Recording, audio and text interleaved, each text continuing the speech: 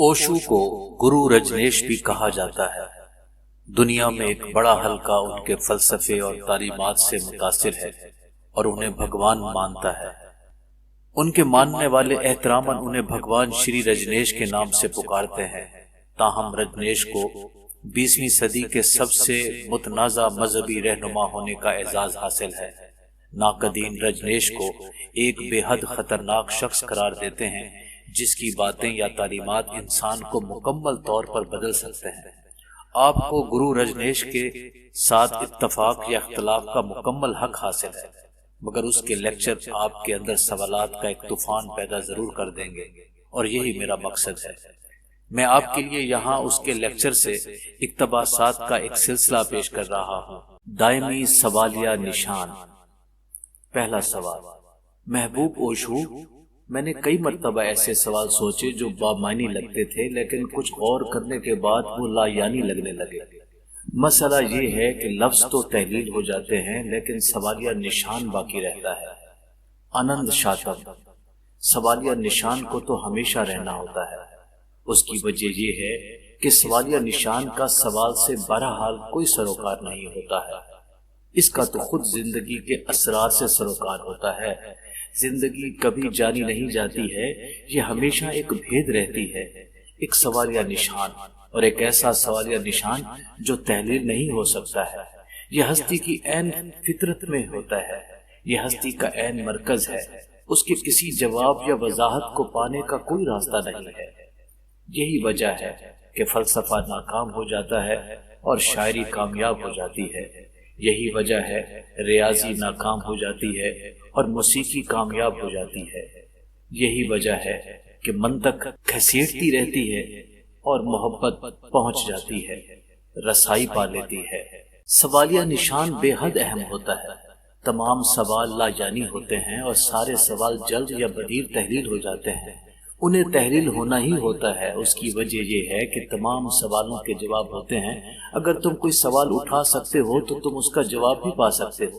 تاہم سوالیہ نشان تمہارا بنایا ہوا نہیں ہوتا، وہ تو ہے، وہ درختوں کے ہر پتے پر ہے، پرندوں کی ہر آواز پر ہے، ہر بادل پر، ہر ستارے پر، ہر ایٹم پر سوالیہ نشان ہے۔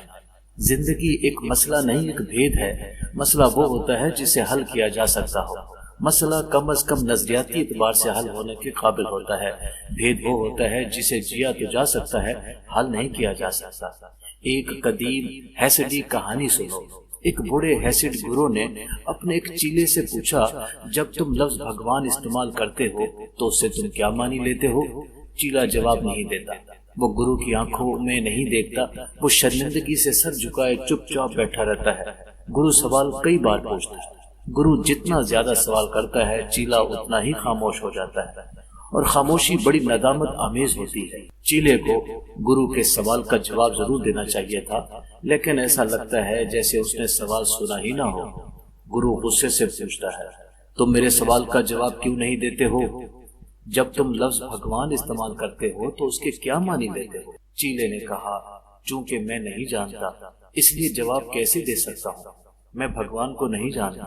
گرو ہنسنے لگا، اس کی ہنسی رسائی پانے والوں کی ہنسی تھی۔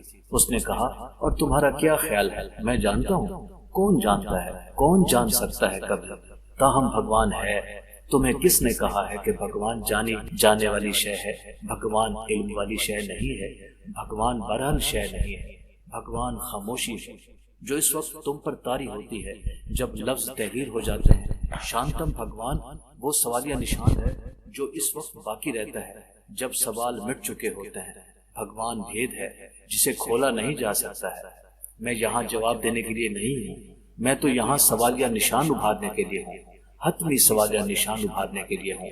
حتمی سوالیہ نشان، یاد رکھنا، یہ سوال نہیں ہوتا۔ حتمی سوالیہ نشان سوال نہیں ہوتا، بہرحال ہوتا ہی نہیں۔ تم تو بس ایک لامتناہی لا یعنی ابدی شے کا سامنا کرتے ہو جس کا نہ آغاز ہے نہ انجام، جسے سمجھنے کا کوئی امکان نہیں۔ بھگوان وہ ہے جو تمہیں جانتا سمجھتا ہے، بھگوان وہ ہے جس کے لیے تم نہ سوال ہو نہ سوال یا نشان۔ دھیرے دھیرے بھید میں جینے کے طریقے سیکھو، ذہن ہر بھید کو کھولنے کو بیتاب ہوتا ہے۔ ذہن میں بھید کو کھولنے کی گہری خواہش ہوتی ہے، کیوں؟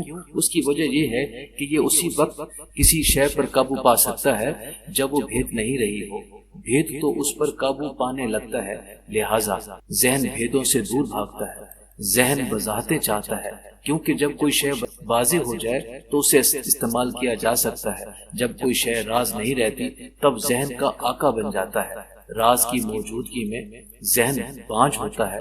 راز جتنا بڑا ہوگا ذہن کا بانجھ پن اتنا ہی زیادہ ہوگا۔ تاہم پوجا یہی ابھرتی ہے، مراقبہ یہی ابھرتا ہے، اور وہ سب جو خوبصورت ہے یہی سچ کا احساس ہوتا ہے۔ ذہن سچ کی طرف کھلنے والا دروازہ نہیں ہے، یہ تو طاقت کی طرف کھلنے والا دروازہ ہے۔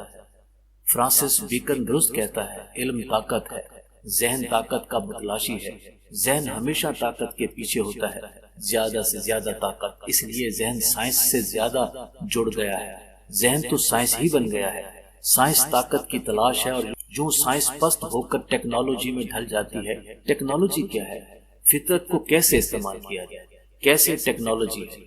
سائنس خاکہ تیار کرتی ہے، سائنس تصور دیتی ہے کہ ہستی کا بھید کیسے کھولنا ہے، اور پھر ٹیکنالوجی اس پر عمل کرتی ہے۔ ذہن دھرم کا نہیں ہوتا، دھرم تو دل کا ہوتا ہے۔ ذہن سوال اٹھاتا ہے، دل صرف حتمی سوال یا نشان کو جانتا ہے۔ شانتم، یہ خوبصورت، یہ نہایت اہم ہے کہ تم اس منظر سے واقف ہو گئے کہ سوال ابھرتے ہیں، شروع میں بامانی لگتے ہیں لیکن جلد ہی تحلیل ہو جاتے ہیں۔ اگر انسان انتظار کرے تو سارے سوال تحلیل ہو جاتے ہیں، کسی سے جا کر پوچھنے کی ضرورت نہیں ہوتی۔ جو ذہن سوال اٹھانے پر قادر ہوتا ہے وہ جواب ڈھونڈنے پر بھی قادر ہوتا ہے۔ حقیقت یہ ہے کہ اگر تم سوال کا گہرا تجربہ کرو تو تم جواب اسی میں پاؤ گے۔ جواب ہمیشہ سوال میں ہوتا ہے۔ سوال جواب کی صرف ایک صورت ہوتا ہے، سوال صرف جواب کی شروعات ہوتا ہے۔ سوال بیج ہوتا ہے اور جواب اخوا، اور اخوا بیج کے اندر ہی ہوتا ہے۔ اگر تم تھوڑا انتظار کرو، اگر تم تھوڑا صبر کرو، اگر تم سوال کو اپنے اندر اترنے دو تو تم اسے حل کرنے پر قادر ہو جاتے ہو۔ یا تو وہ حل ہو جاتا ہے یا تمہیں علم ہو جاتا ہے کہ وہ لا یعنی ہے۔ ایسے لا یعنی سوال ہوتے ہیں جنہیں حل نہیں کیا جا سکتا ہے، اور یاد رکھو وہ بھید نہیں ہوتے، وہ محض لا یعنی سوال ہوتے ہیں۔ ممکن ہے کہ وہ لسانی اعتبار سے بالکل درست لگے، قواعد کے اعتبار سے بالکل درست لگے، لیکن مجبوری ہے وجودی اعتبار سے وہ لا یعنی ہو۔ مثال کے طور پر تم سوال کر سکتے ہو لال رنگ کی خوشبو کیسی ہوتی ہے؟ لسانی اعتبار سے، قواعد کے اعتبار سے اس میں کوئی خامی نہیں ہے۔ لال رنگ کی خوشبو کیسی ہوتی ہے؟ یہ سوال اٹھایا جا سکتا ہے، لیکن اگر تم اس پر غور کرو تو یہ سوال نہیں ہے، یہ لا یعنی ہے۔ رنگوں کا خوشبو سے کوئی سروکار نہیں ہوتا، برحق ان میں کوئی رشتہ نہیں ہے۔ رنگ رنگ ہوتے ہیں، خوشبوئیں خوشبوئیں ہوتی ہیں، نہ تو خوشبوئیں رنگوں کی حامل ہوتی ہیں نہ رنگ خوشبوؤں کے۔ یہ ایسے ہے جیسے کوئی موسیقی کو دیکھنے کا کہے۔ سوال بالکل درست لگتا ہے، موسیقی کو کیسے دیکھا جا سکتا ہے؟ تاہم موسیقی دیکھی جانے والی شے نہیں ہے، یہ آنکھوں کے لیے نہیں ہوتی ہے، اسے صرف سنا جا سکتا ہے، دیکھا نہیں۔ خوبصورتی کو دیکھا جا سکتا ہے لیکن سنا نہیں جا سکتا۔ ہم 1001 لا یعنی سوال اٹھا سکتے ہیں۔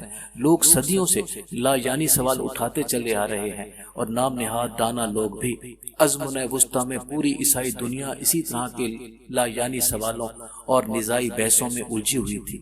سوئی کی نوک پر کتنے فرشتے کھڑے ہو سکتے ہیں؟ ایسے سوالات پر عظیم الہیات دانوں نے بڑی بڑی کتابیں لکھی۔ در حقیقت نام نہاد عالم فاضل لوگ ہمیشہ گہرائی میں بڑے ہی احمق ہوتے ہیں۔ ان کی علمیت اس داخلی احمق پن کے پردے کے علاوہ اور کچھ نہیں ہوتی۔ وہ بلا وجہ بہت زیادہ افراتفری پھیلا دیتے ہیں۔ سچ تو یہ ہے کہ وہ بہت چالاک ہوتے ہیں۔ ایسے لا یعنی سوال گھڑنے میں چالاک، کم از کم وہ ان لا یعنی سوالوں کو بظاہر منطقی بنانے کے اہل ہوتے ہیں۔ نرک کتنے ہیں؟ یہ سوال بدھ کے زمانے میں ہندوستان میں بہت اہم ہو گیا تھا۔ ہندو 3 نرکوں پر یقین رکھتے ہیں۔ جینوں کا عقیدہ ہے کہ نرک 7 ہیں۔ تب ایک صاحب بصیرت انسان سامنے آیا، اس کا نام سنجے والاتھی پت تھا۔ ضرور وہ ایسی لا یعنی باتوں پر ہنس سکتا ہوگا۔ اس نے کہا، کون کہتا ہے کہ نرک 7 ہے؟ میں نے گنا ہے کہ نرک تو 700 ہیں۔ ضرور وہ ایک سمجھدار انسان تھا۔ وہ تو اس لا یعنی نزا کے حوالے سے مزاق کر رہا تھا کہ نرک کتنے ہیں، کتنے سورگ ہیں، بھگوان نے دنیا کب تخلیق کی، بھگوان نے دنیا کیوں تخلیق کی، سارے لا یعنی سوال تم انہیں حل نہیں کر سکتے۔ اس کی وجہ یہ ہے کہ یہ سوال ہے ہی نہیں، نہ ہی یہ بھید ہے، کیونکہ بھید کو لفظوں میں بیان نہیں کیا جا سکتا۔ وہ صرف ایک سوالیہ نشان ہوتا ہے، خاموش دل میں ایک سوالیہ نشان، فقط ایک عظیم حیرت، تب ہر شے حیرت کو جنم دیتی ہے۔ اس سوالیہ نشان کو اپنے اندر مقیم ہونے دو، بامانی سوال حل ہو جائیں گے، لا یعنی سوالات کی لا یعنیت کھل جائے گی، اور پھر آخر میں صرف سوالیہ نشان رہ جائے گا۔ میں خوش ہوں شانتم، تم کہتے ہو لفظ تو تحلیل ہو جاتے ہیں لیکن سوالیہ نشان باقی رہتا ہے۔ خوشی مناؤ، یہ ایک عظیم لمحہ ہے، یہ الوہیت کی طرف کھلنے والا دروازہ ہے۔